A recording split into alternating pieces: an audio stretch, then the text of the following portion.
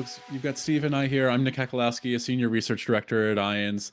Steve's an IONS faculty member and a partner in Artico Search's cyber practice. We work together every year on our CISO compensation and budget survey, in which we poll the CISO community about how they're being compensated, how their role is changing and shifting, how the org is viewing the CISO, their satisfaction in the role, and what their security budgets look like. We do a variety of presentations on those topics, and today we want to zoom in on the current state of compensation in the marketplace and use that compensation conversation to have a discussion of the broader market, how we see CISOs moving between roles, what that means for the CISO role, and what it really means for all of you in terms of your professional development, your personal development, and how you set your goals. We're going to lean in really on three overarching goals of one, giving you some benchmarking data to think about where you want to go and how you want to get there, give you some insights into market trends, and then give you some strategic advice so you can really be thinking in a forward-thinking way about where you want to go.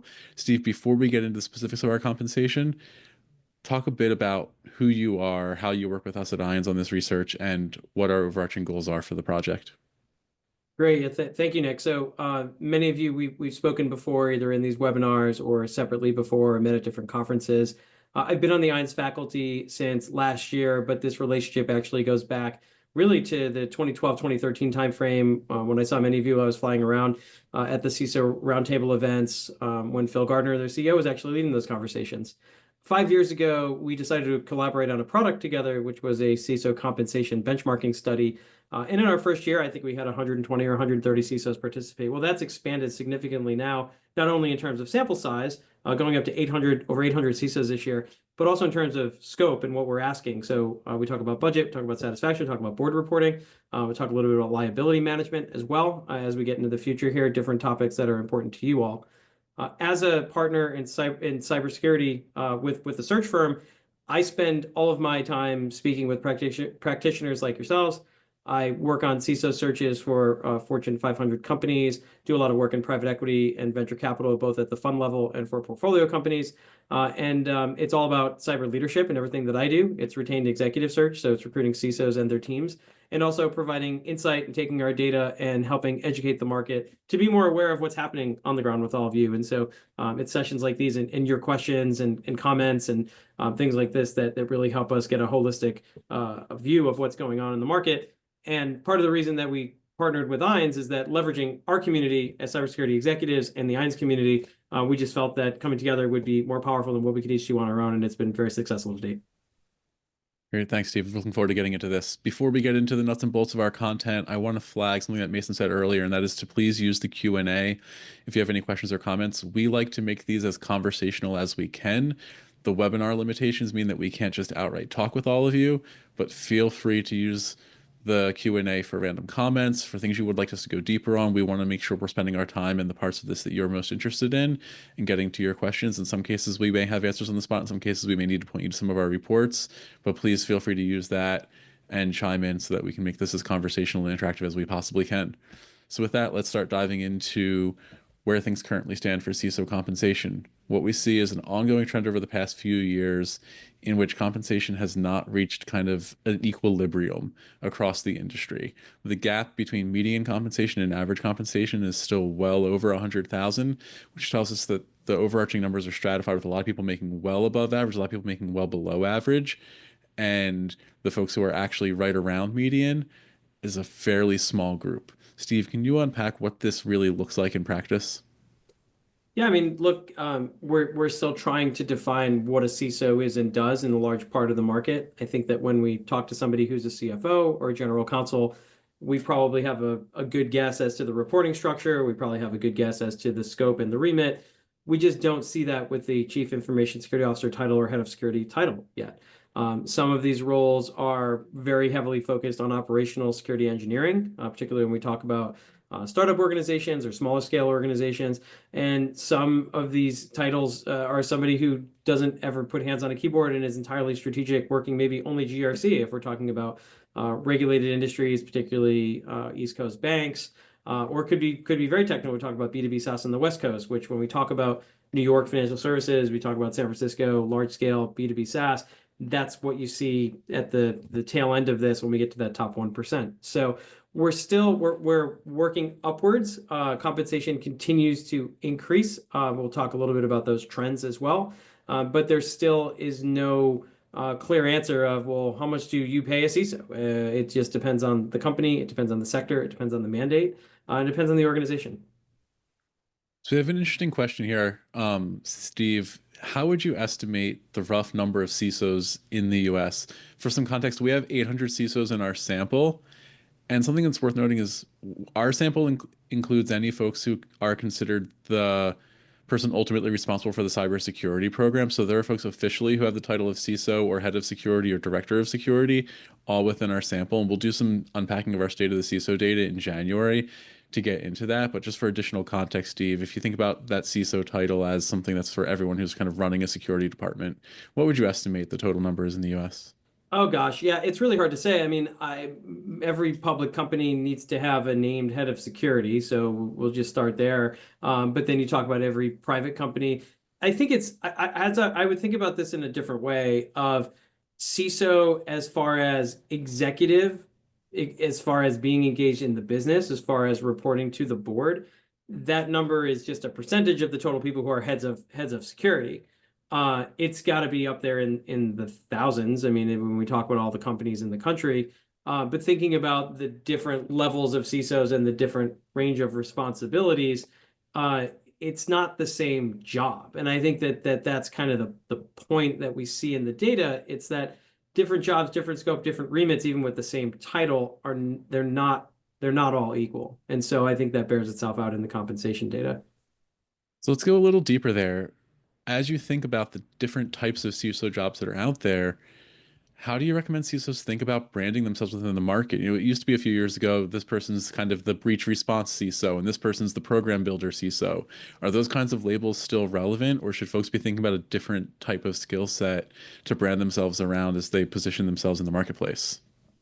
It's a good point because I think traditionally over the last 10 years, and we're in year 10 or 11 of probably a 30-year transformation within security.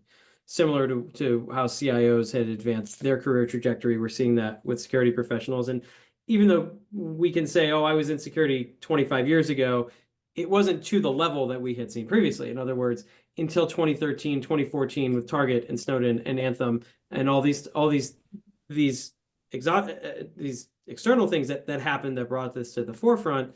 Now this is more of a business function and more of an executive risk function for organizations that view it as a truly executive role. So yes, there are still going to be startup CISOs. I'm the person that builds your program, responsible for the security engineering as you're trending toward profitability. This is maybe a Series A, Series B company, Series C company. It may not even be a CISO title. Maybe director of security, might be head of security, might be VP of security, might be something like that. Then there are people who say, I'm the person that comes in right before you're going to go through an IPO. We need to get our ducks in a row so that we don't have any regulatory issues as we file an S1 and prepare to either go public or transact in some way. So when you have some scale, you're profitable, you're ready to make that transaction happen in the next 12 to 18 to 24 months. I'm the person for that.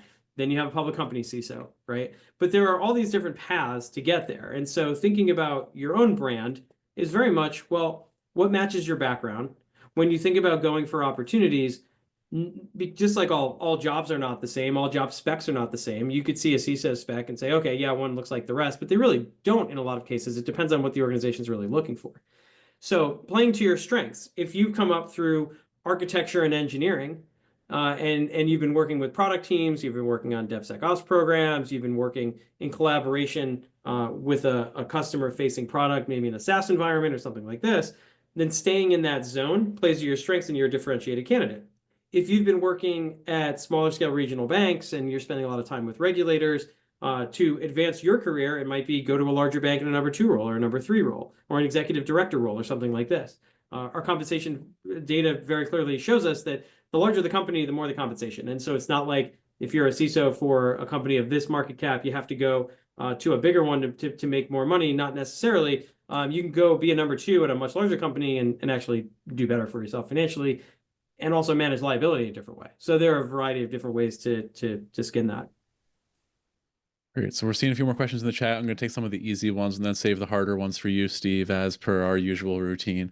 What commonalities are there in the backgrounds of these CISOs? Our data set shows a lot of CISOs will have very varied backgrounds within the technical suite. Both IT and security will work across a bunch of different security functions, but to varying degrees. We typically see folks that have more of a technical background but have figured out elements and risk skill sets to have the highest rate of compensation, but we'll dive into that more in our state of the CISO research.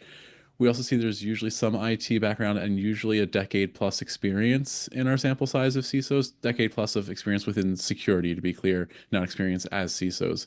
Steve, any other key traits that you'd like to mention?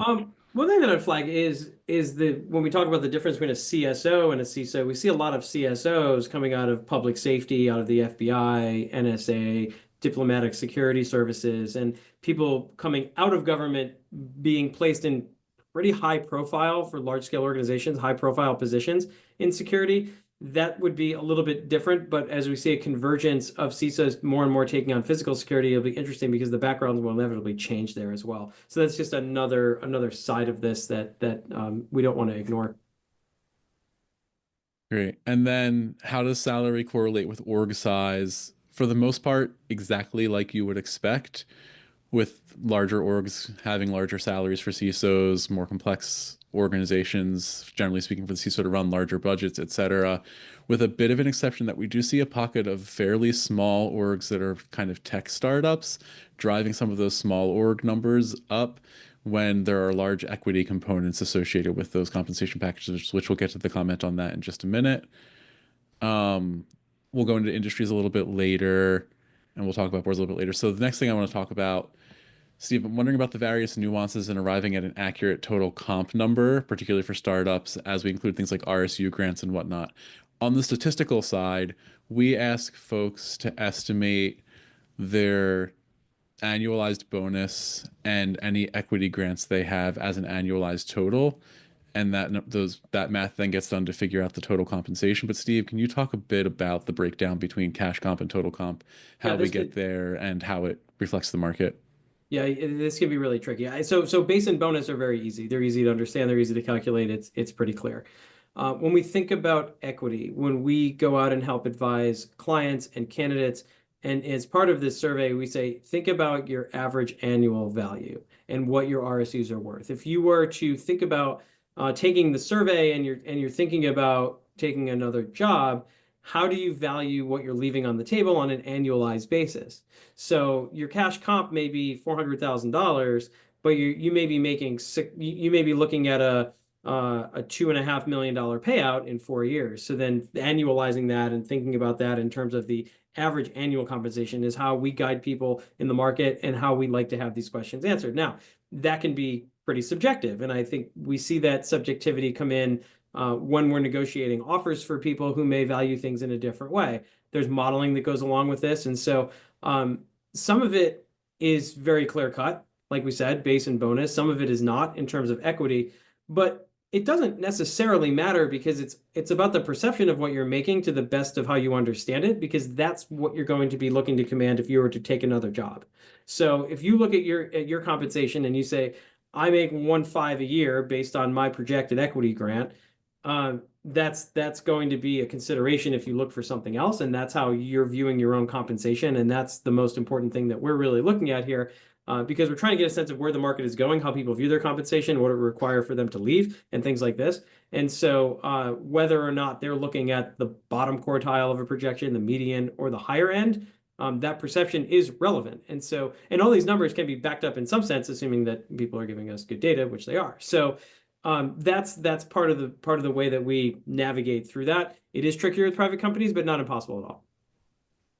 Great. And then Steve, we've talked a lot about CISOs building their brand to elevate their current situation within the industry and becoming, a more prominent CISO at larger orgs, et cetera. Let's talk a little about CISOs thinking about what their next step is, whether that's serving on boards, whether that's moving into a CSO role or a global CISO role or a chief risk officer or a chief trust officer, some of those emerging roles. Let's start off talking about, are we seeing CISOs joining boards of directors more often, particularly thinking about some of the call we're seeing in the industry for more cyber knowledge on boards?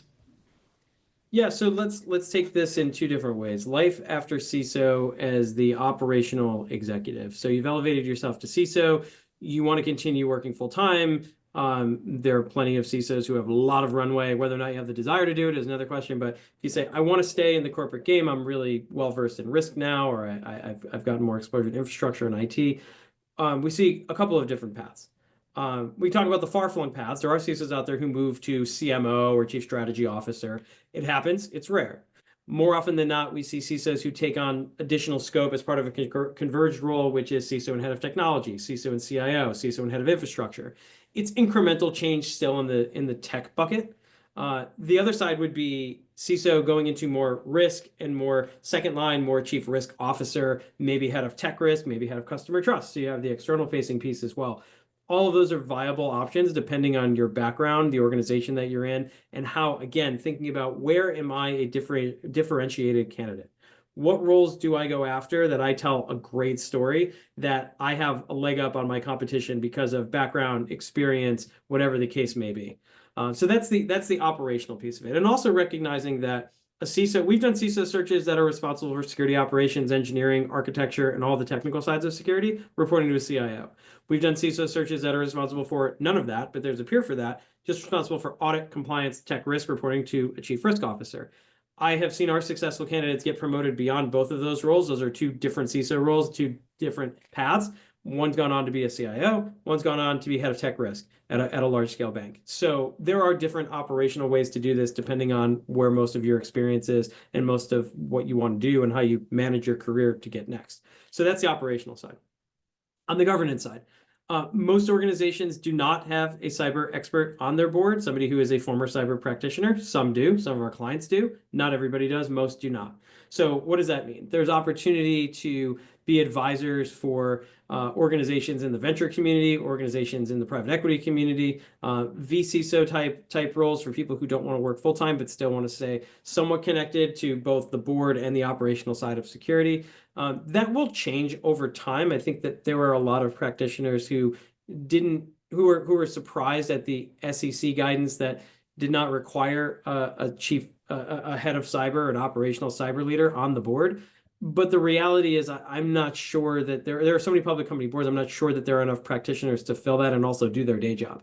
And so that will change over time as more practitioners get into this point of their career where they're moving outside of operational security. But there are opportunities there. There are opportunities to get involved in nonprofits as well. And so thinking about governance in relation to cyber operations, they're totally separate. But if you want to advance your career in that realm, maybe thinking about getting involved in private company boards or nonprofit boards or things that are a little bit more attainable. So you can tick that box so that when the next thing comes from a public company standpoint, you say, oh, again, differentiated candidacy because of X, Y, or Z.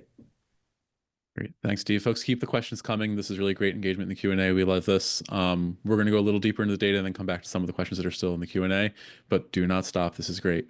Yep. Let's talk a little bit about the overarching state of the market. We are seeing 2 years in a row in which CISOs are largely staying put in the job, yet a lot of CISOs are open to job changes. Some of this is slow hiring, some of this is conservatism among CISOs who are looking at the economic uncertainty and saying, I don't know if I want to take that risk of moving right now. Where do you see things standing? How's this affecting the overall compensation dynamics in the industry? And where do you think they're heading in the near future? Coming out of the height of COVID in 2021, when we got into 22, the floodgates just opened up. We saw a lot of CISO movement. We saw a lot of counteroffers and retentions, sometimes irrationally so, to get people to stay and decline external offers. We saw multiple offers for people who were in the market. It was, hey, I know that your client is really interested in me, but recognize that I just got an offer from these 2 or 3 other companies, and they're probably going to expire in a week, so we need to accelerate things.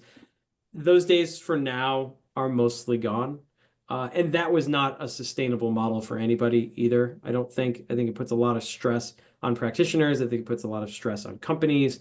And so we hit a little bit more of a stabilizing point over the last 18 months, but to a point where things almost stopped. So there were blips of it, and I'm sure that many people on the line here can recognize this in terms of how often are you pinged either by email or on LinkedIn for something that's relevant for you. So not when people reach out for something that is ridiculously below your pay grade at this point, but what's actually attractive to you. And there were some spikes in June. We saw a spike. I think in August we saw a spike. As inflation numbers have stabilized a bit more, having interest rates come down, getting through an election cycle, this is all tailwind for Q4, but things are usually slow in Q4 into 2025. I would expect that the market will continue to move a little bit more as we get into Q1 and Q2, particularly with bonus payouts in February and March and early April. We'll probably see a good amount of movement next spring. We'll see more opportunities that are interesting. What we saw over the last 15 months or so, 12 to 15 months really, is a supply challenge in terms of CISOs who said, where I am is good enough, and I'm probably not going to be here for another 3 years. But until these macro conditions stabilize, I'm not sure I want to be the last person into a company. As well as a demand challenge, which is organizations saying, let's just do well enough with what we have rather than go out and bring in a senior leader where we have to write a big check and maybe buy out a bonus or equity or whatever the case may be. Let's do more with less for now. I think that organizations also got pretty comfortable with their low attrition rates, saying, oh, everything's working great. Look how happy everybody is. There's a shelf life on that for sure. And there's going to be a reckoning on that going into 25 and 26, because we do see that just at the CISO ranks, 75% of practitioners are open to something else, provided that something else is interesting and compelling. So what does that say about the teams that have been, we'll do more with less and we'll just overwork our teams for a year or two? That'll come to a head at some point. Yeah, and if we're being candid, what we're seeing in the industry is not so much everyone's staying put because they're happy. There's not a lack of attrition because everyone's feels great about their roles. Teams and CISOs are very stressed. Burnout is incredibly common. It's more that folks don't see lots of better alternatives right there in front of them, and we expect that to start shifting as the industry opens up next year. So there's lots of great questions in the chat, but we're going to go a little further into the data and then pause for some of those questions because we'll answer some of them organically. Just want to spend a quick minute here on the general rate of compensation increases that we're seeing. Most folks that are getting compensation increases are falling into that 1 to 5% category. We are seeing some larger increases. This data in many ways is similar to what we've seen in past years in that the large changes in compensation happen as a result of either someone changing jobs and working for a new org or getting a major retention bonus. Incremental changes in that 1 to 5% and even 6 to 10% are more common as just overarching year over year raises. The difference is we are seeing a larger percentage of people getting those year over year raises this year and fewer people getting those larger retention and new job bonuses. Steve, anything you want to flag here beyond that? Well, I think when you look at this graph and you recognize that 60% of CISOs have a 5% increase year over year or less, that's maybe sustainable for a cycle or two, and then people start to get pretty impatient, particularly when the threat environment is more complex than ever. The regulatory environment is more difficult to navigate than ever. To have and we see a significant amount of scope creep in this function as well. So your scope is increasing, the environment's getting more challenging, you're being asked to do more at the highest levels, yet your compensation is, you're not getting bumps in compensation that are commensurate with all of that. So again, I think that this will change over time as people move, and you don't typically move unless you're in one of these top two buckets. We don't see too many people moving for less than 10%, for example. We see people moving for anywhere from 15 to 40% increases in compensation. And so those are the ones that fall into the top two categories here. And the best way to do that is not to stay in your current company, which is unfortunate because I think that organizations tend to, the longer you stay in an organization, they tend to fall behind market when there's a huge knowledge base there. But that's just a reality, and that's not unique to security. Yep. All right, and that's kind of unpacked in more detail here. This slide is mostly here as a reference slide. We wanted to flag when compensation changes happen. Here is why. Here's how often that reason why. So share of CISOs for whom this is the top reason is giving you the frequency with which those CISOs are getting that compensation change, what that changes for base salary, and what that changes for total comp increase. And a lot of what this really is telling us is we see the comp increase that's happening in total comp being most prevalent in equity and bonus shares. Steve, can you talk about why that happens? Yeah, I think when we think about retention, when we think about increases, there are only so many levers that an organization can pull. I think that organizations are often tied to pay grades which don't match the security function, and this is not only true for CISOs, but if anybody's tried to hire a cloud security engineer on their team recently, you could probably attest to that as well. And so thinking about different levers to keep people and retention and a way to keep people engaged financially in the organization. It's usually within equity, particularly in a belt-tightening budgetary environment where there's less cash to go around. But equity changes are a little bit more manageable, a little bit more palatable to a lot of our clients. Great. All right, so let's dive into some of the industry specific data. Folks have been asking for this in the chat. There are a few questions in the Q&A. I should say, not chat. This data largely tells us what we expect to see. We are seeing some growing movement with manufacturing becoming higher up on the list.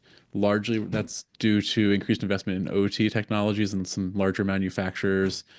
Same thing, consumer goods and services, more connected devices across consumer goods and services, leading to higher priority of security and higher digitization going on. I want to draw attention to also the fact that we separated healthcare excluding hospitals from hospitals and clinics because those orgs end up functioning so differently that the CISO job is distinct and the compensation packages reflect that. Education here is largely made up of higher education, but there are some smaller education and ed tech and similar ed orgs in there. Steve, anything you want to unpack specifically around some of the differences we are seeing from industry to industry? Yeah, I mean, look, I think that this looks very different than it would have 5 years ago when all of these numbers would have been a lot lower. There are sectors that are obviously just higher paying in general, financial services and tech. And again, it's not unique to the security function. That's just broadly how it's worked in the past, and we don't see that changing. There are also different perks here when you think about manufacturing, oil and gas. It may not be the highest paying in terms of cash, but that sector often has pensions and other executive perks that we haven't seen in 30 or 40 years in some other sectors. So there are variations here as well, but the reality is that this reflects what we expect to see with education, hospitals, which are mostly nonprofit. Maybe the most surprising one is legal, just because of the global nature of large scale law firms and the sensitive nature of the data going across their networks. We still have not seen that sector spending much on security. It's often viewed as just the back office function at a director level, and the compensation reflects that. That's the only one that I would say here is probably due for an increase. But in partnerships, see the same thing in business services. It hasn't quite happened yet. Great. I just want to clarify something from based on a question in the Q&A. We did not exclude hospitals entirely. We just separated them out from other healthcare organizations because we see hospital and clinics having the CISO role be fairly different than, say, pharmaceuticals or healthcare research and orgs of that sort, where there's more of an IP protection and issues of that sort that you don't see in hospitals. And the compensation is very different as well. And this is not all the industries that were represented in our report. This is all the industries where we had a sample size larger than 15, so we felt comfortable reporting that industry specific data. So if folks want specific data cuts, feel free to reach out to us separately offline. Our analyst is always happy to pull data, and what we often will do is try to find comparable data cuts. So we might only have, 8 respondents from your industry, but we might also have folks from comparable company sizes, and we might blend some of that data together for you to help get you some details. We do have a lot going on in the chat. This is great. I'm going to keep moving a little further into the data, and we'll come back to some of the chat as we get through some of the stuff that we're prescribed to get through. All right, so we want to talk a bit about regional differences. For the most part, we are actually seeing more and more normalization across the US.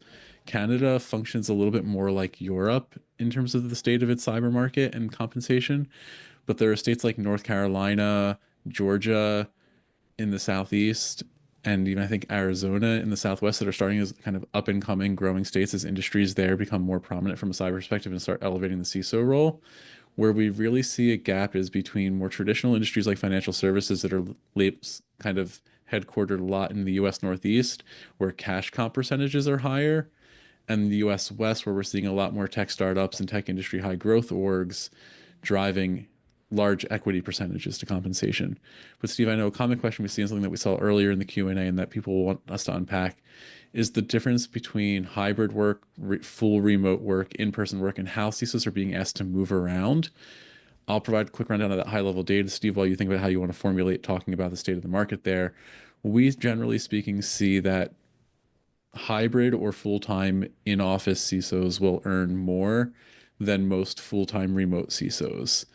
There are a handful of full-time remote CISOs that will work at large orgs that have fully distributed management teams where that compensation band will be very high.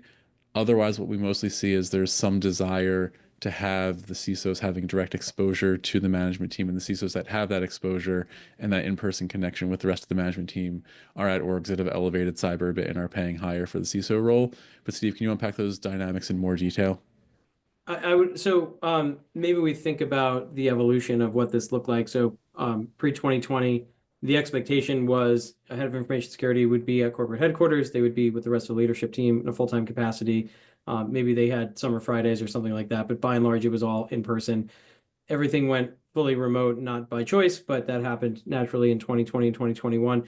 And now we're trying to find this balance of what's the most effective. Most of our clients at this point want somebody connected to an office and some presence in that office and definite presence in headquarters, even if they're not located at headquarters.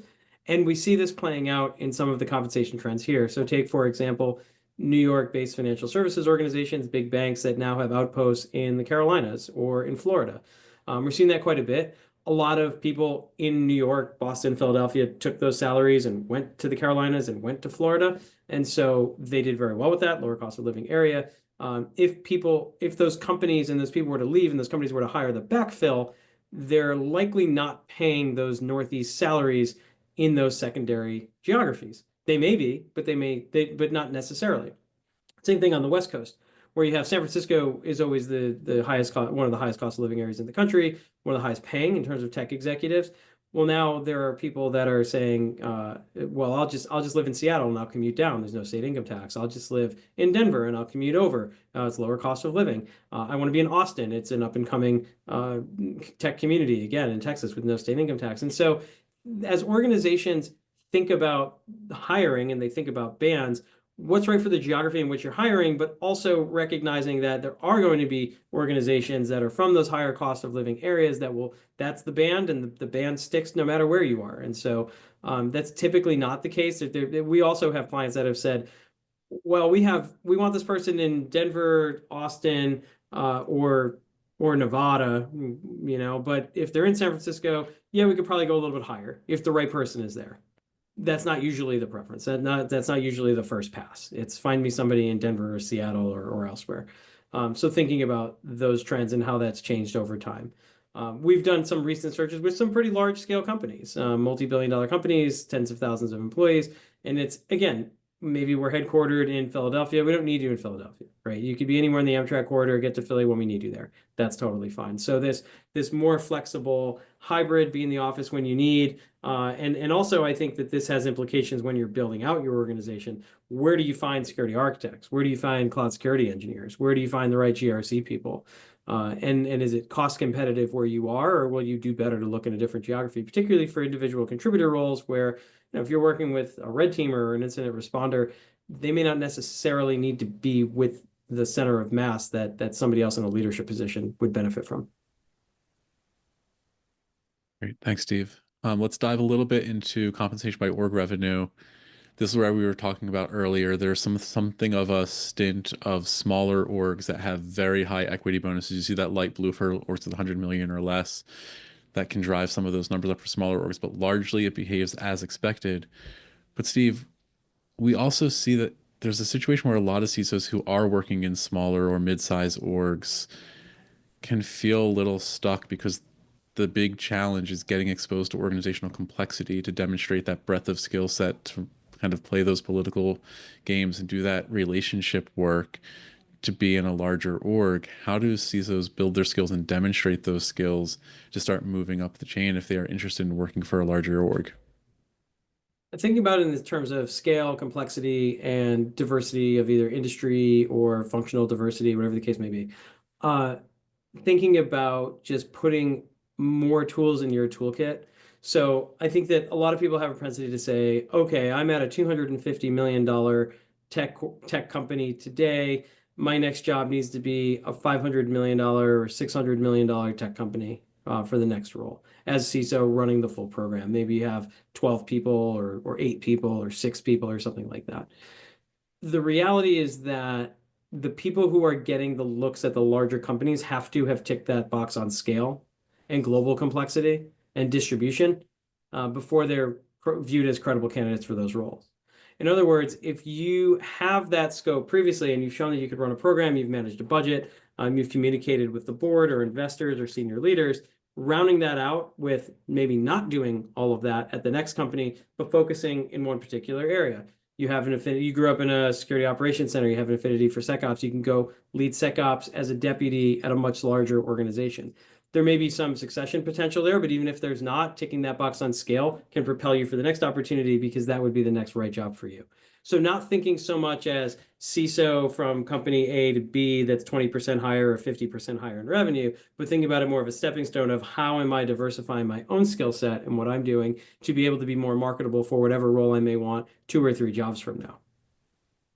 Yeah, and that can also be a path pretty directly to compensation increases. We're working on our study on org models and security leadership staff compensation right now. It's going to publish on November 14th, and we see top quartile functional department heads like heads of architecture and engineering, heads of GRC, heads of SecOps. They earn comparable amounts to the median CISO and the average CISO, and we see large org department heads are earning very comparable salaries to many of the average and CISO numbers around the industry. So it's a really good way if you feel like you're in a small org but ready to step up to a bigger responsibility. Those functional department heads can end up with larger teams, more complexity, new challenges, and significant compensation increases without just letting go of the CISO title. And less liability concerns. Yeah. Fewer liability challenges from a personal and professional brand perspective because you're no longer the CISO. So let's talk a little bit. We did this for kind of heat map chart for the first time this year. What you were looking at is exploring the connecting point between years of experience and exposure to a wide number of companies or number of industries. And we see a very strong correlation in the data between having a breadth of experience, not just a depth of experience, leading to an increase in compensation. That isn't to say that there isn't value in having depth in one industry, but there's something also very clear that there's value in understanding a wide range of business problems and bringing that knowledge into other roles. Steve, can you unpack what this really kind of plays out and what your advice is relative to this knowledge? I think this again talks about the diversity of experience. So, are you able to operate outside of your 4 walls? Are you able to make that transition? Some of these people may be, we talked about the different types of CISOs. I'm the build, I'm the IPO, I'm the pre-IPO person, doing that in multiple sectors in multiple areas. Somebody who I talked to somebody the other day who said, yeah, I'm thinking about doing something else. And I said, well, what's the timeline for your company to exit? They're in a private equity backed company today. I said, well, probably it was supposed to be 2024, so probably 2025. And I said, the best advice would be to stick it out, go through that transaction, because once you've done it, you can go do it again. And the sector may not be so relevant. So thinking about how you are just harnessing your skill set to be more marketable for the next job, I think that we very clearly see, and this data shows us, the longer you stay at a company, the less increase and wealth creation you have in many cases. It's always finding that sweet spot because you don't want somebody who's only stayed at 3 different companies for 15 months. The question becomes, what did this person accomplish? But when somebody stays at a company for more than 8 years, then the question becomes, well, how does this person operate outside of these 4 walls? How do they actually learn something new, build relationships, maybe learn a new industry? And so it's all about diversity of experience at the right time and thinking about crafting your own personal narrative of, well, why did you leave at this time? Why was it the right time to leave? Why was it the right time to join this company? You obviously joined for some reason. What was it about that particular opportunity that made it compelling? Because that will help a recruiter like me or an internal recruiter or a hiring manager say, okay, I'm starting to see some patterns of where this person wants to focus, what challenges them. It also helps with retention too. It's, well, I was topped out, there's nowhere else for me to go, plus I had been 3 years of getting a 2.5% raise. Okay, well, you do that for so long and you are going to drive somebody out of an organization for usually. Yeah, now the other challenge, a lot of what you're talking about is when the job market isn't moving and folks are ready to move on but don't have options.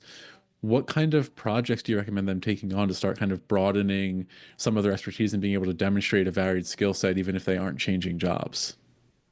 Thinking about getting access to other functional leaders in business functions that you otherwise are not connecting with. For example, maybe there's an AI steering committee. Maybe you're focused more on the technical side of security, but there's opportunity to do more with the compliance team or the governance team. Thinking about working closely with product teams if mostly what you've been doing is governance work or on the non-technical side of security.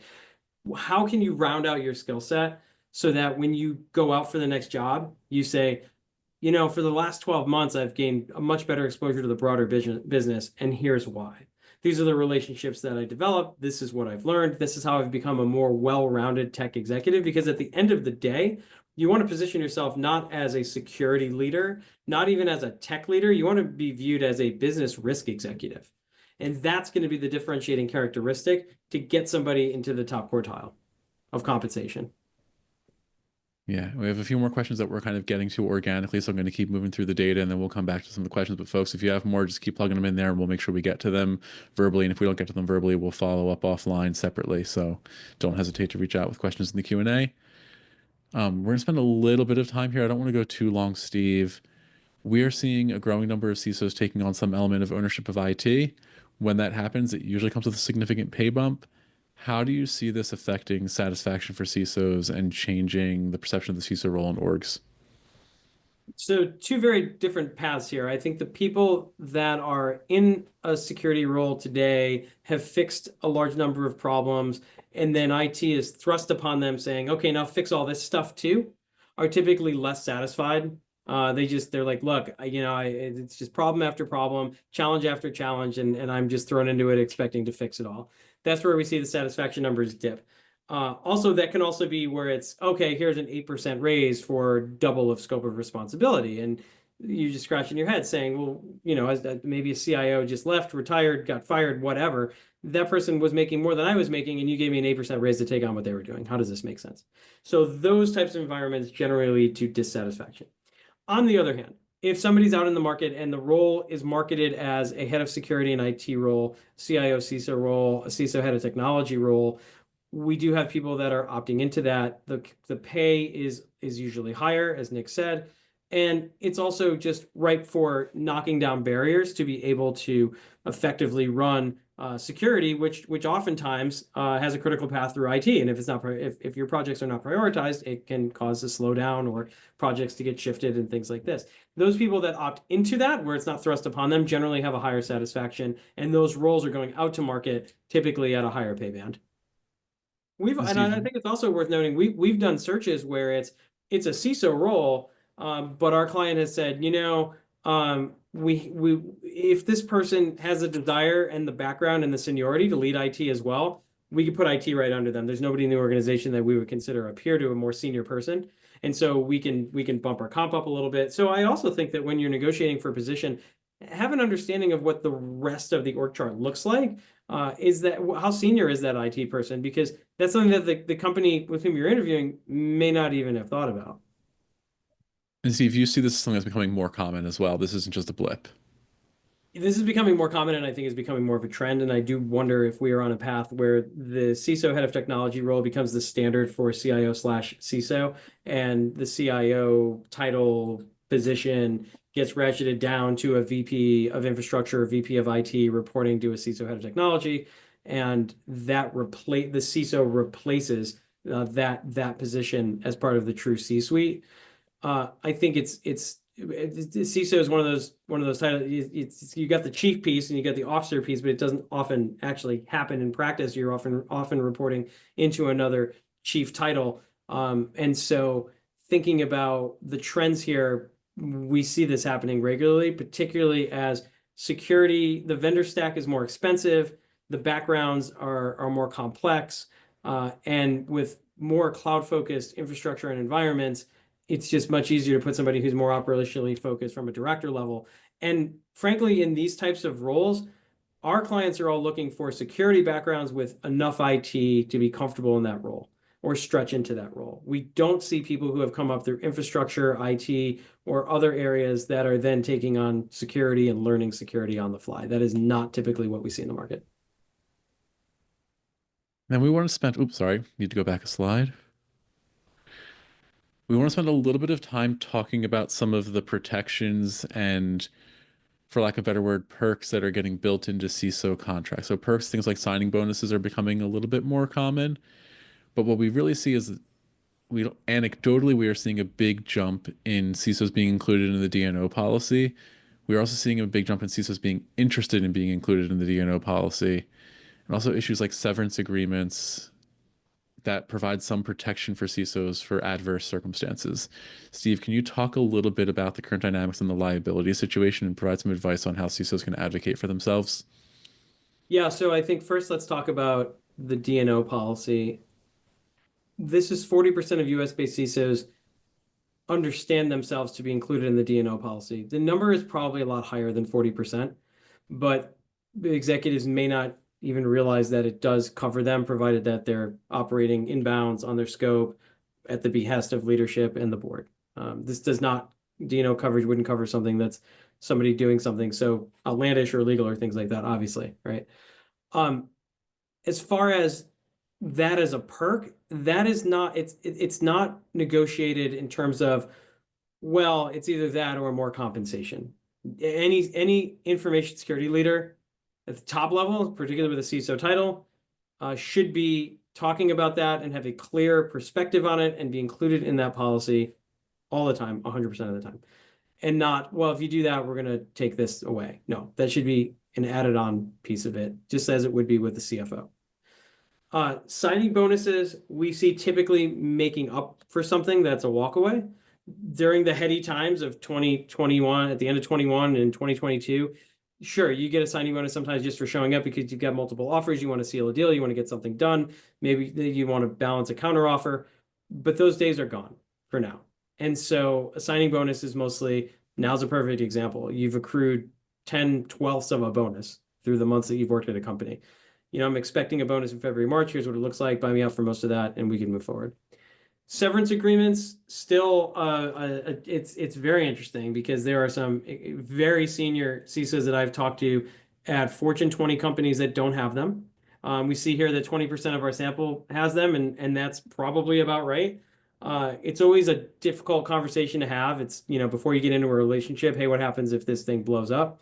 Some CISOs really push on that. Others don't. Our party line is typically, well, what do you give other executives at this level or in the C-suite? Just default to that. And if you don't have anything, then you don't have anything. It depends on how hard a candidate wants to negotiate. But most organizations do have something for their CEO, CFO, heads of product, general managers. It should be commensurate with that. And I think it can be naive to ask for anything more than that. It just shows that maybe you think that this position is really special or different. I think that aligning with the rest of the organizational peers makes a lot of sense. From an employee investment opportunity standpoint, this is mostly for private equity and venture capital. It's, can you invest in the fund? Can you invest in the company? Opportunities that wouldn't be available to the general public. So that's a rundown of some of these other characteristics. Other could be, like I mentioned, oil and gas, pensions, access to company jet, things like this, which I know CISOs that do have that. But it's fairly rare at this point, and it's segment specific and very particular, more, we'll call it older school traditional sectors. Great. And so in this data, we talk about coverage in the directors and officers policy, which inherently covers anyone who is a director or officer of the company, which is generally defined by the bylaws of the org and sometimes can be edited.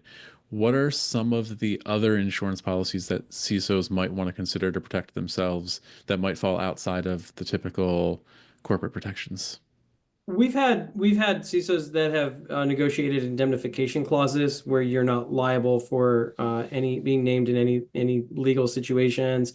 That's kind of, I mean, that's the gold bar. If somebody can get it, some clients are open to doing that, others are not, because that is usually a special case compared to what other executives have. The other piece I've heard is that there will be organizations that have funds available to their CISOs. That's a pocket of money that is put aside that if they do find themselves in litigation, they don't have to pay for representation. It will come out of that bucket. It just sits there. It's allocated. It's usually not needed, but it's there just as an insurance policy. So that's another way that we see this managed. Great. So I'm going to start shifting us into questions mode. This has been really fun so far, Steve. Let's keep this going. Go a little lightning round through some questions as we have a little bit more than 5 minutes left. How do you see being part of the D&O policy becoming relevant or more important when thinking about multinational companies? I mean, with the precedent that the SEC will bring litigation to a named CISO, personally by their name, not by their title. I think any business doing in the United States, even though a lot of those cases have been dismissed, that precedent is there that the government is willing to do that. And so I don't know that it necessarily matters whether it's if you're doing any operation in the United States, that precedence is there. All right. We see security scope creep growing exponentially. That is something we are seeing across a lot of our data. But yeah, we also see that HR still hasn't really wrapped its head around security pay bands and creating a situation in which those pay bands are adjusted to account for the uniqueness of security. How do you deal with a situation where HR believes security and the CISO are overpaid and are not adjusting budget for you? Yeah, good question. I mean, they think it's overpaid. That's a subjective statement. So what data are they using? If they're going out and they're looking at job postings, the reason that we do this study is because those job postings are just often an echo chamber. And it's, okay, we're going to put this out there. We're looking for a chief information security executive. The salary is $190,000. There's a 15% bonus and there's no equity. Okay, good luck with that, right? I think that the HR teams are getting data from a variety of different bad sources when they have this. And organizations that are too tied to their bands are not going to get the top talent. They're not going to get the top tier, top quartile individual. They're not even going to get median people today because people that are at the median today are looking for a step up to make a move.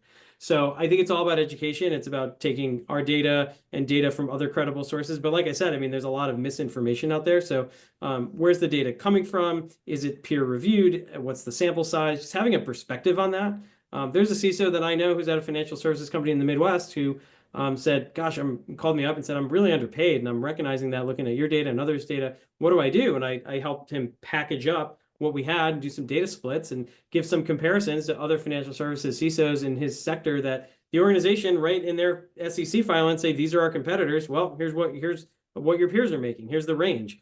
And he negotiated himself a 40% increase in compensation.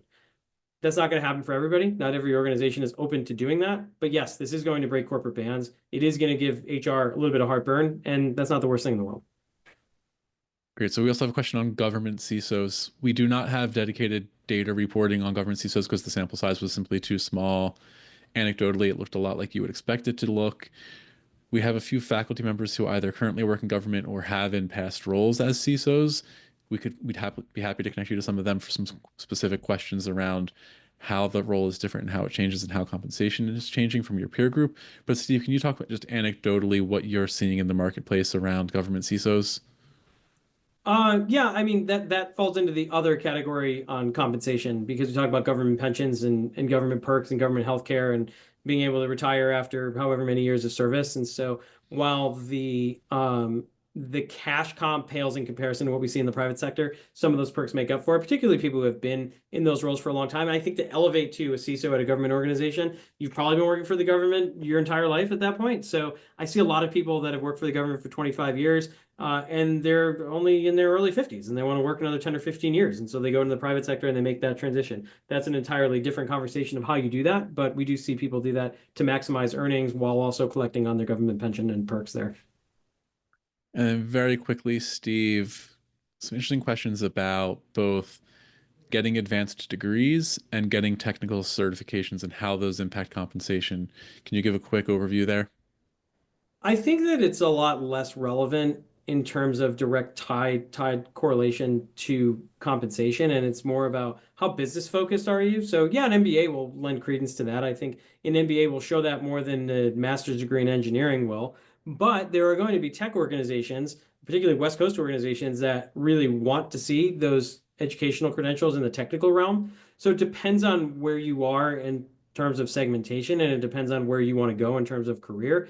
But most CISOs, if you're a true CISO and you're reporting to the board, you're reporting to executive leadership, you're viewed as a tech executive as well as a business risk executive in an organization, those credentials become less relevant. And now it's more about your experience, your referencing, your market reputation, and things like that.